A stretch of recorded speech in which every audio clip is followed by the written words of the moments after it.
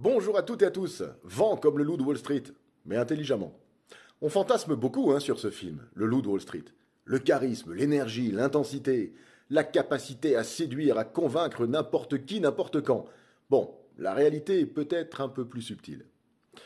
Il y a beaucoup de personnes qui vont copier, mais ça marche pas. C'est pas le fait de parler vite, de parler fort, de mettre la pression, de forcer la décision.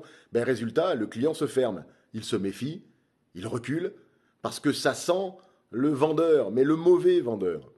Donc ce que tu dois vraiment retenir, si ce film t'a plu, c'est que le loup ne vend pas un produit, il vend une conviction totale. C'est-à-dire que lorsqu'il parle, il croit à 100% à ce qu'il dit, il ne doute pas, il ne recule pas, il ne s'excuse pas, il suit un game plan, il suit une méthode à la lettre, et ça change tout.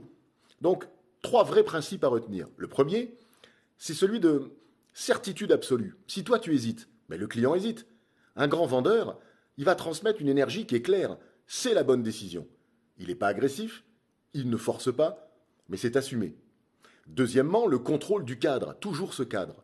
Le vendeur moyen subit le rendez-vous. Le vendeur un peu loup va poser les questions, diriger la conversation, recadre quand ça part et avance étape par étape, mais pas en s'adaptant. Il avance en suivant des étapes qu'il a lui-même fixées à l'avance. C'est sa méthode, c'est-à-dire qu'il pilote. Et enfin, troisièmement, une intensité qui est maîtrisée. Pas besoin de crier, mais il y a une énergie, une présence, une tension qui est positive. Donc tu sens qu'il est là pour une raison. Alors on pourrait dire que le mauvais loup manipule.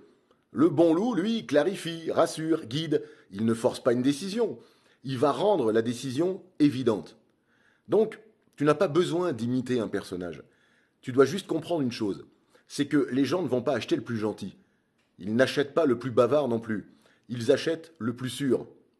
Donc, vends comme le loup de Wall Street. Ok, mais pas avec du bruit. Avec de la certitude, avec du contrôle, avec de la présence. Parce qu'au fond, la vente, c'est pas une question de pression. C'est une question d'impact.